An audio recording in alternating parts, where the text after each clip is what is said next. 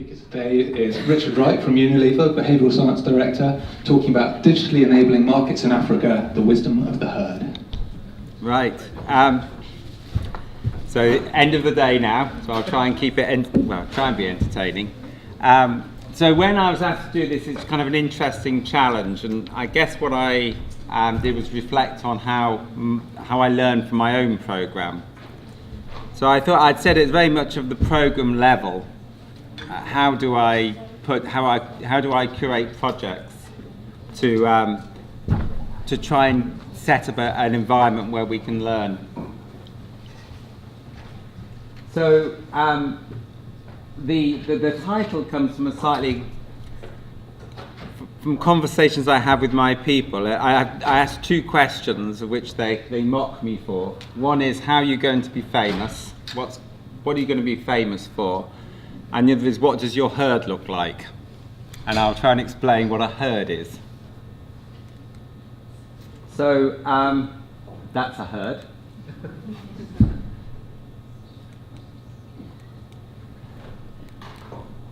There we go. So I need to give you some context about my program. So I lead on a program with DFID for Unilever. And it's a 5-year program, and what we try and do are market-based interventions, and they are what we call disruptive, the early stage of proof of concept projects, but to try and help SMEs become more profitable, more impactful, and more scalable. And we try and do this through projects that enable them to meet low-income household needs. And what I mean, that's the everyday needs that Unilever tends to work in, with his water, sanitation, hygiene, and we've moved on to things like nutrition now. And they're in the DFID countries. So pretty much I'll talk about sub-Saharan Africa, but also we have some projects in Asia.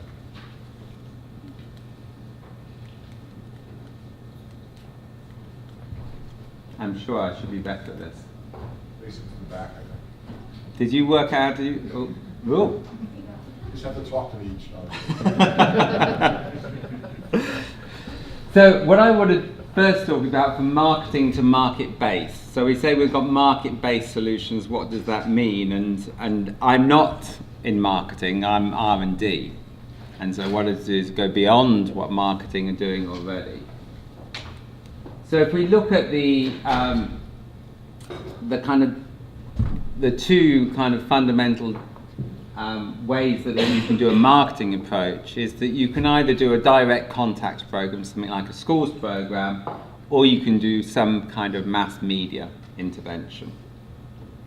And these will build knowledge. People know that they need to do a behaviour, and also agency, which is shorthand for the fact that there's the belief that they can actually change, and that's comprised of many different aspects. So I can, within my communications program, I can build both of those things. It is hugely challenging for, I think, anyone, but particularly a private sector organisation, to do these. Oh, there we go. You knew that would happen.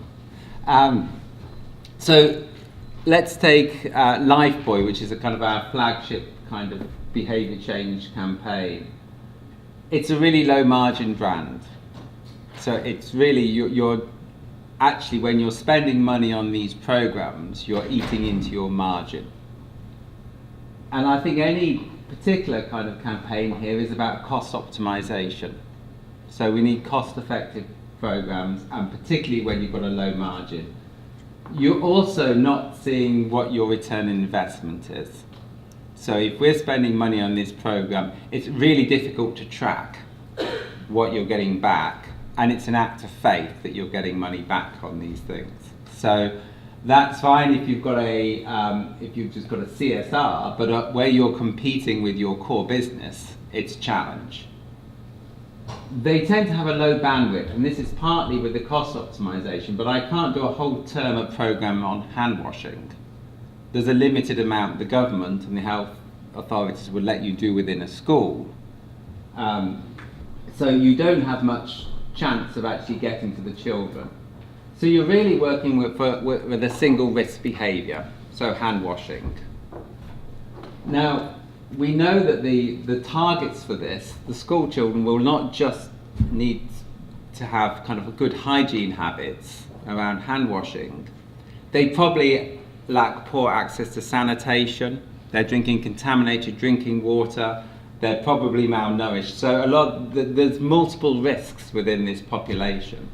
If we want impact, not just behaviour change, then we need to deal with the multiple risks.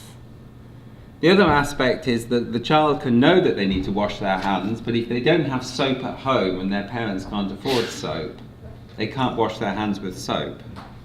So there are multiple barriers to actually the behaviour, and some of those are distribution, the access to water, but there's also financial and market access as well. So we know that we can change knowledge and agency. We can design campaigns to deal with the amber, but actually a communication-only campaign struggles with the things in red.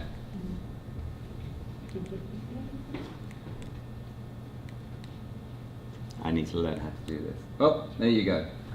So what we do in Transform, what I do with my program, is actually we try to innovate in marketplaces around this relationship between the shopkeeper or the entrepreneur and their customer. They have a long-term relationship, a long-term financial relationship that lasts a number of years. It's a trust relationship. And what we try and do is leverage that relationship.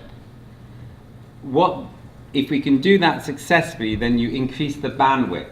You're also starting to deal with the financial aspects and some of the barriers to change. So you're looking at the provision of soap. If I can make money for the shopkeeper and I can make money for Unilever, I'm also getting a return investment, and a fairly measurable return investment. So I can invest more behind it. If I can have the long-term engagement, I can also deal with multiple risks. I don't have to squeeze it into a 3 or 4 week campaign. I can do it over a number of years.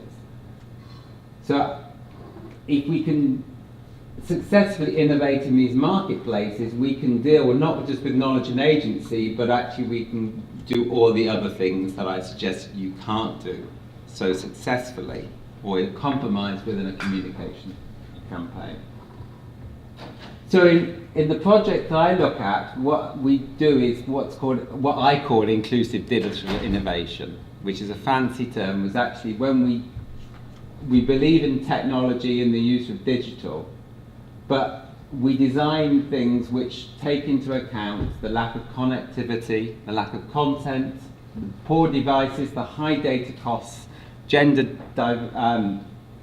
inequalities and literacy. So what we'll try and do is to use these digital innovations to actually innovate within this relationship, and I'll try and show what that means. So I have 5 projects, and actually what I would go at 5 innovation platforms, and they're based in various sub-Saharan African countries, and they work with different traders. So we have UJoin, which is based in Nairobi, with duka owners, small shopkeepers. We're working with Sahel and the integrated delivery team with medicine vendors in Nigeria. We also have ones in rural Kenya, an e-commerce project in Rwanda, and then a kind of last mile kind of project called Zayo Hubs, which is in Zambia. There is a kind of different emphasis for each of these, but actually, in a sense, we're always trying to help the trader and that relationship. So there's a commonality. I'd say what happens with these, and one of the first principles we look at is that actually we're not necessarily at this point innovating in behaviour change, we're creating the channels. So it's channel innovation. We're creating the capabilities that can be then used to change behaviour. The problem with that is there's a lot of sunk cost in creating those channels. So one of the things that I've tried to do within the programme is spend the money up front. So we have a community of shopkeepers. So we'll get a community of medicine vendors that we can then work with over the longer term. So it's a long-term bet to do that, but actually once you've got these innovation platforms, you can put lots of things through it. So the medicine vendors, we can do family planning, we can do nutrition, we can do wash, we can do all sorts of different behaviours, we can look at financial inclusion and things. So we have that capability to look at these things.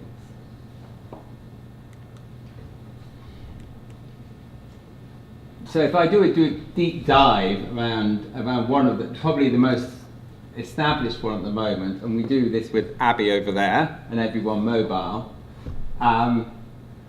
This starts in Nairobi's slums. The challenge is that actually we have shopkeepers, small duka owners, and they lack business capacities. They also, because they have competition from supermarkets, they're starting to lose customers because supermarkets can offer deals, they can offer discounts, whereas it's difficult to offer discounts through these guys. So we've created two things. UJoin is a digital and online supply side community. And what we use through UJoin is a very kind of easy to access, low cost for the Duka owners, community where we can build their business capacity, we provide them with advice, product information, we provide them with credit, working capital, and a discounts program which they can incentivize their customers. Uafia, which is a similar community, a digital community that uses WhatsApp at the moment, it promotes behaviour change of young women and also promotes the use of these discounts. So we have a supply side intervention and a demand side intervention.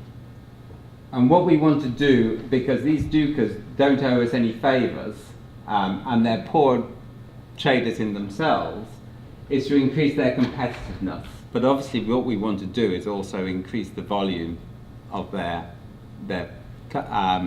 business and also increase Unilever's business at the same time. So with all these projects, there's a Unilever give, and we have really good access to these shopkeepers, and there's a get as well, actually. That's one of the things. We're not donors in the sense that actually what we're trying to do is create projects where Unilever can add real value and a real reason for to be successful, but actually we need to drive shareholder value as well.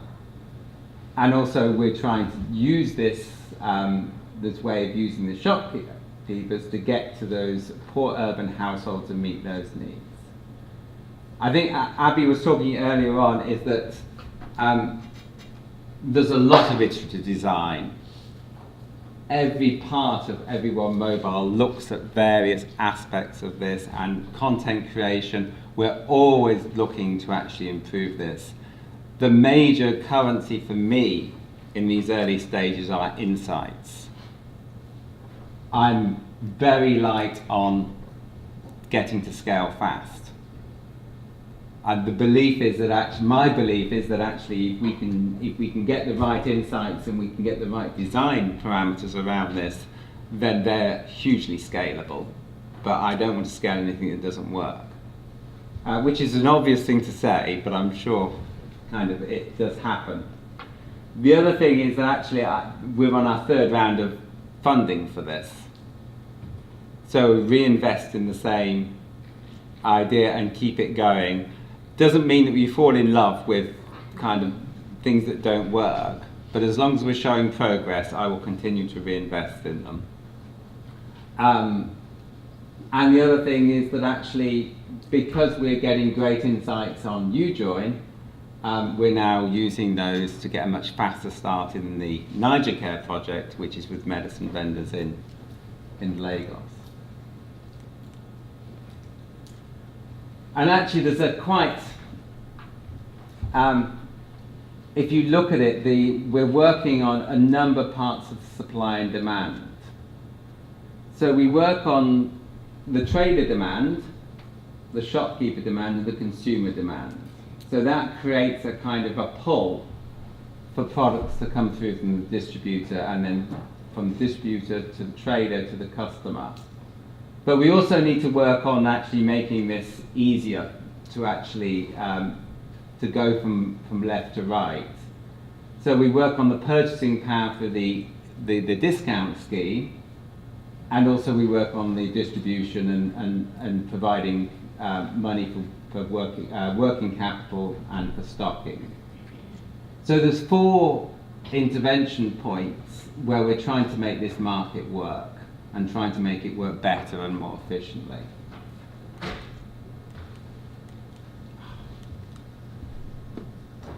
The bit that we have to innovate across the value chain. It's not a simple intervention, it's a complex intervention, and it's necessarily complex.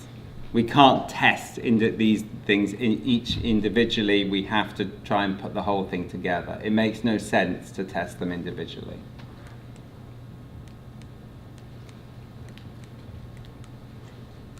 Still not. Oh, there you go. And actually, I think if you look across all those 5 innovation platforms, they have a really similar structure. We haven't built in all these boxes yet because some are very new, but actually we are trying to actually do on distribution, purchasing power, consumer demand and trader demand. And actually, surprisingly or maybe unsurprisingly, there are tremendous commonalities across them. They are looking to do the same thing. So e-commerce becomes extremely important, co-distribution becomes very important, and communities are there as well. So we have a common underlying structure. And actually what that does, it allows you to herd-based learning. Is that they inform each other, and so you don't make the same mistake twice if you're, and actually also start knowing what to look for. So I was in Kenya last week, and actually on the Rubicon project in rural Kenya, and there are you just knew what to look for. You saw the same problems as you were cropping up elsewhere. So we're now becoming a kind of self-informing kind of program. The other thing somebody raised about generalization is that this is not a perfect ANOVA design, but actually you're starting to see the common principles come up. And you're starting to get more confidence that actually these things become important across the piece. And actually what you find is that they do have all the problems come up again and again. And you can have a look at all these different aspects and what you need to build in these various parts. And I think, and this is not the right number, there are about 8 different requirements. And from a digital point of view, I think, and what we say, called apps for Africa, is that actually, if you can build some digital capabilities, then they will actually scale rather beautifully across different applications. So because we have a kind of similar program and a similar program structure, we're starting to learn about some general kind of application for this. And we're building what we're calling a sustained technology platform that actually, where we can actually put these on the cloud and they can be used. So we're thinking some of our impact will come through projects, what are called vertical impact, and they're successful, but also horizontal scale, where people are starting to pick up the applications. And because we work with the people like Microsoft, who are good at scaling applications, then you've got a real opportunity to do that.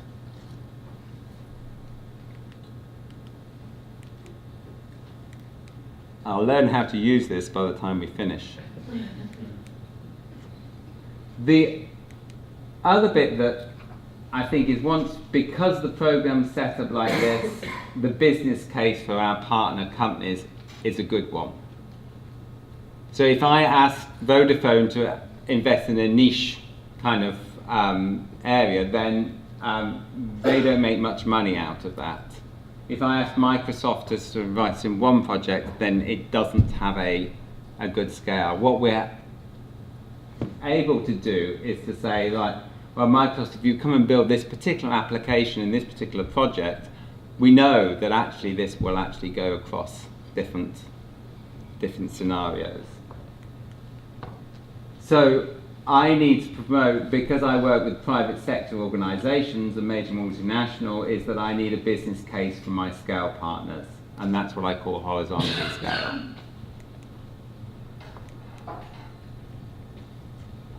So I guess this is a bit different from what we've been talking about, which is project level learning for most of the thing. How do we iterate? How do we work within projects? What I want to argue is that actually some of the action is in how we set up programs. And I think I'm very lucky in the sense that I can create a herd, because I think sometimes we're forced to set up a zoo where you have lots of different animals. And you can't learn much about tigers if you're studying a bear. So the bit that I would talk about generalization and informing and being nimble is, let's try to see how you can study similar scenarios where you can make generalizations. It's just so much easier to kind of replicate and easier to generalize. As I say, it's not perfect experimental design, but it can drive lots of insights. There you go. Thank you very much. Anyway, that's my herd. I'm just curious. You laid out a couple kind of outcomes in terms of, one is the give and the get, and I wonder what happens when you get the give but not the get. What does that mean for your program? So so I lost the build on one of my slides, but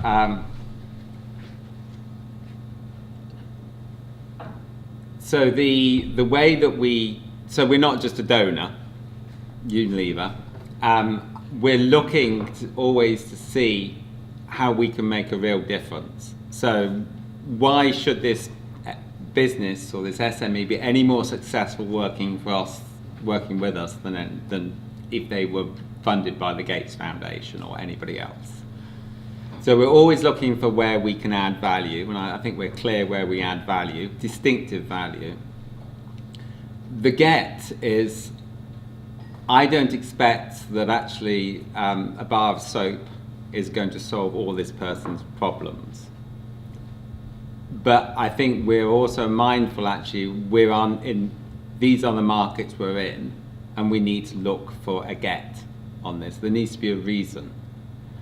I have to do that with my partners as well, because if I'm working with somebody at Microsoft and they're just giving me some free time, their boss at some point is going to ask them what they're playing at. So there's always a feeling that there is a get, but actually we don't need to be all of the get. So if we're working with Sahel's program, people are saying to me, why are we working with medicine vendors? We don't sell drugs. Yeah, but they sell some fast-moving consumer goods, and if I can help the medicine vendor give better service delivery and grow their business, I can also potentially create a channel for some of our goods, because they're selling some of our goods as well.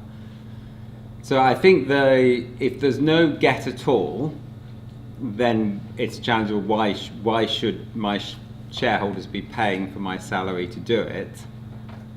I think there's always that balance, is that actually all the get shouldn't be ours, and neither does it always have to be a huge short-term play. So some of them are real long-term bets, and that justifies the donor involvement, I think.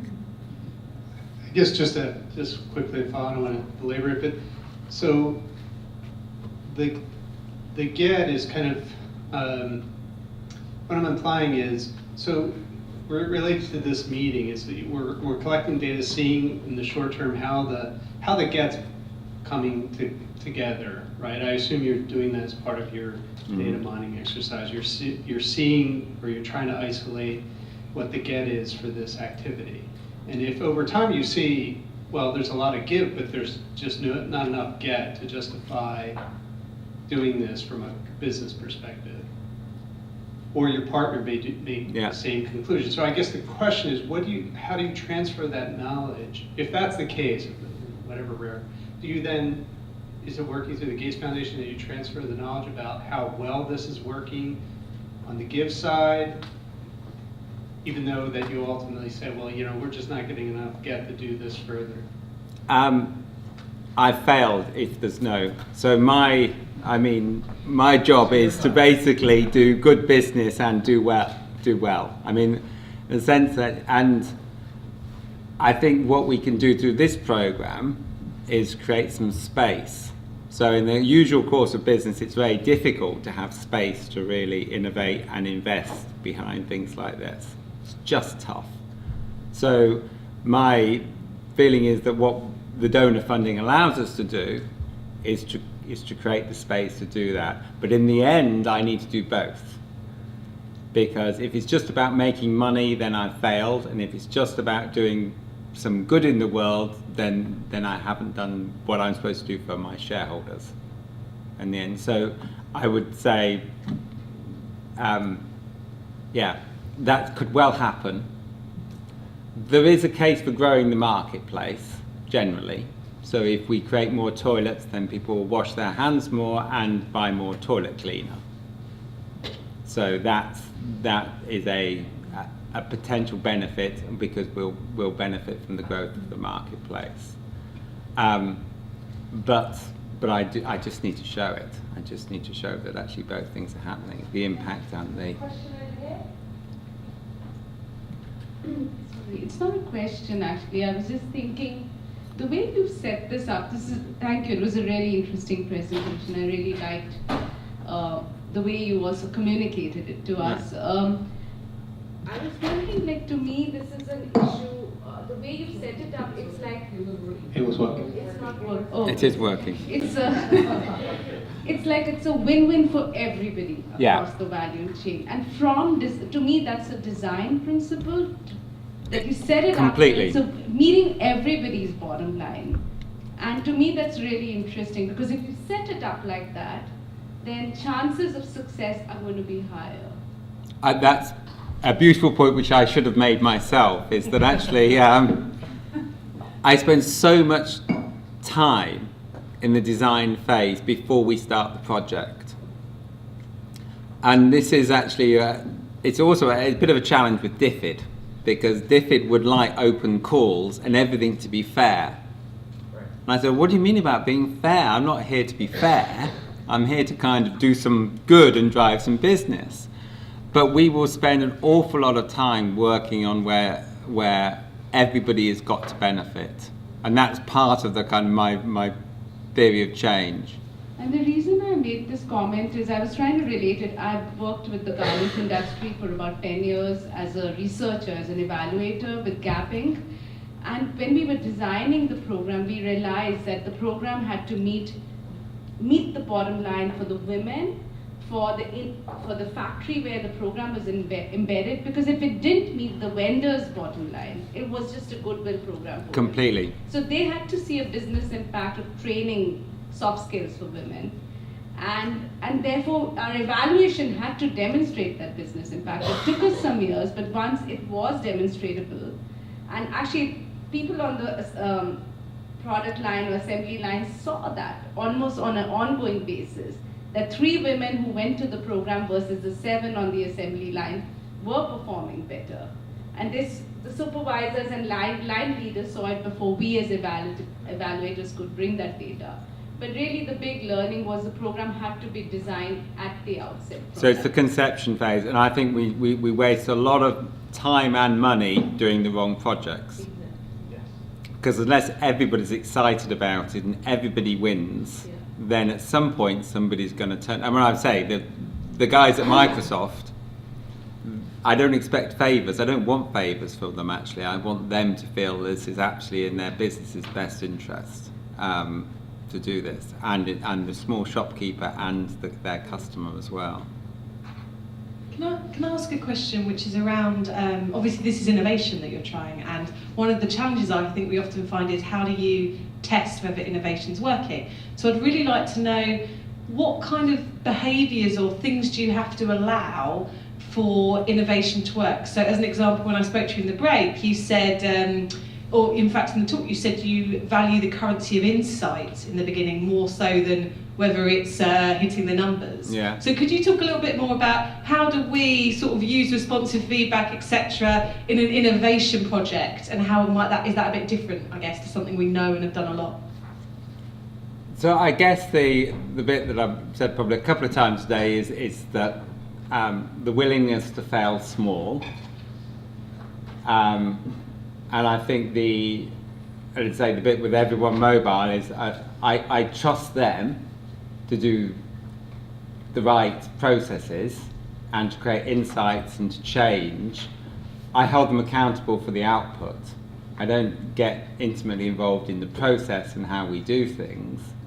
And so I think the bit that I would hopefully do anyway is to allow them the space to innovate, to do RFM and those things. And I think I have to say the other thing that I probably didn't mention here is I tend to work with the same partners, which is again another struggle for DFID, but they learn with you. So, and that's a real private sector thing actually, is that actually keep on funding the same people that you trust, and they will learn with you, and they'll learn what you expect as well. I think actually if you're going to create multiple relationships and be terribly fair about it, and unfortunately that's not part of my job. I don't need to be fair. And I know that's not true for some people who have to distribute money evenly across countries or programs and things like that. But I would say you can still create herds within those particular programs. Thank you for your presentation. I'm a bit curious about the Niger Care. Why patent medicine vendors and not pharmacists? Because, you know, there's like an underlying quiet war between... I'm not even quiet.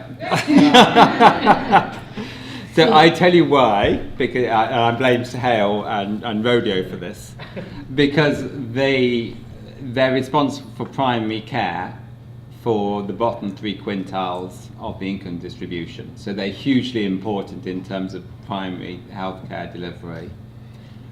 The bit that we're trying to do with them is because now we know the PCN versus the PPMV, the NAPMED thing, they need to be registered.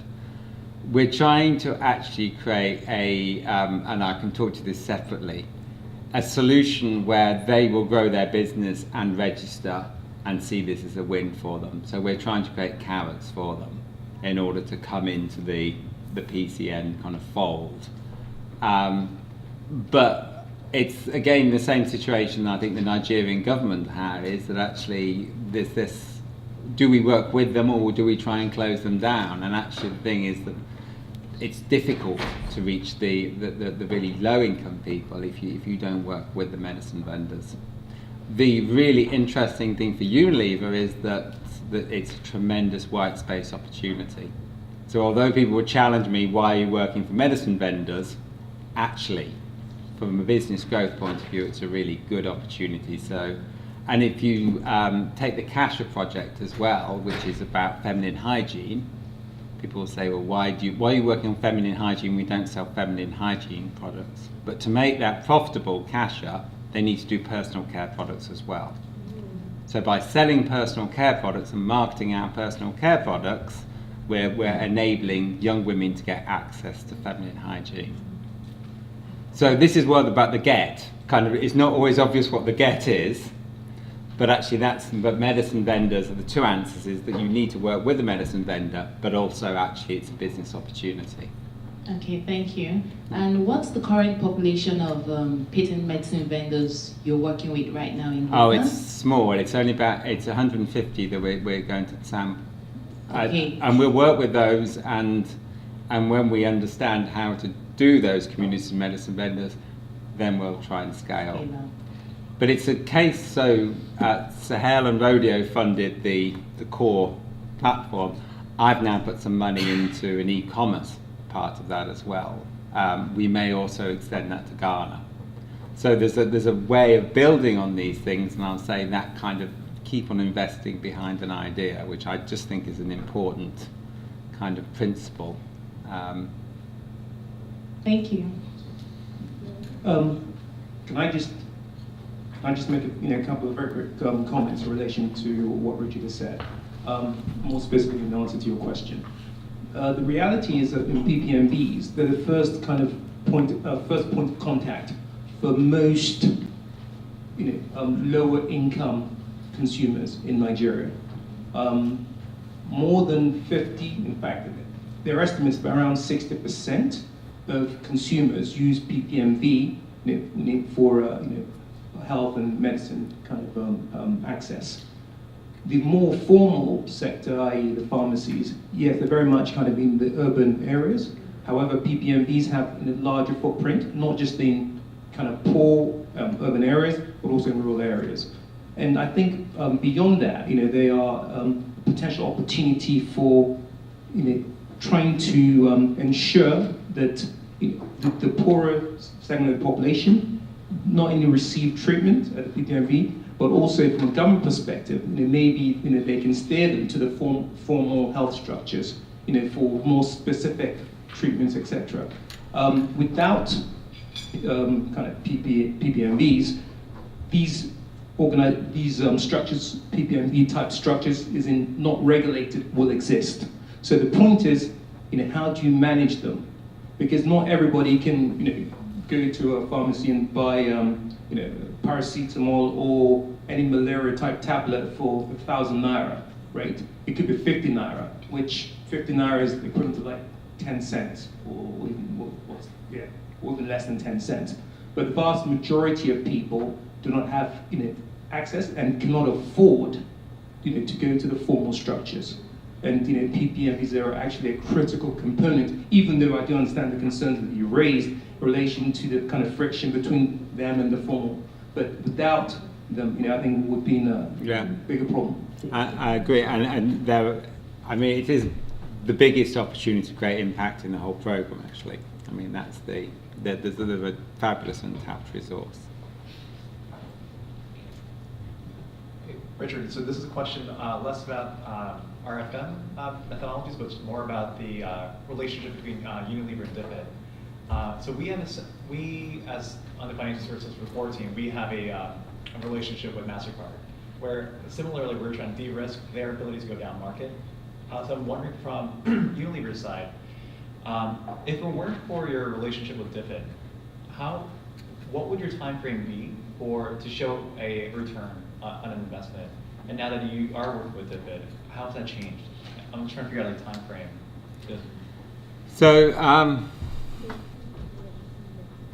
So we're not any more patient than any other organisation, I think. Yeah. We are working with MasterCard as well, and we're de-risking them in Nairobi, and we're bringing that into. I will talk about this tomorrow morning. Yeah. We're bringing that actually into the UJoin. So actually, what we're enabling is that relationship with MasterCard to be more successful. I think to answer the core question, if you look, we're on annual targets. If you take our customer development function that would be working in marketplaces, then if they've got more than 6 to 9 months to work on something, then that's pretty long. So a 3-year investment so far is beyond. I also need to work on their patience as well, because of course they need to help me. The sense is actually I'm sitting in England, and I need people in markets working with the Everyone mobiles, working with the shopkeepers. So there isn't always a management of patients in these things, but actually you wouldn't go longer than a year in terms of. Thanks. That. Thank you very much, Richard.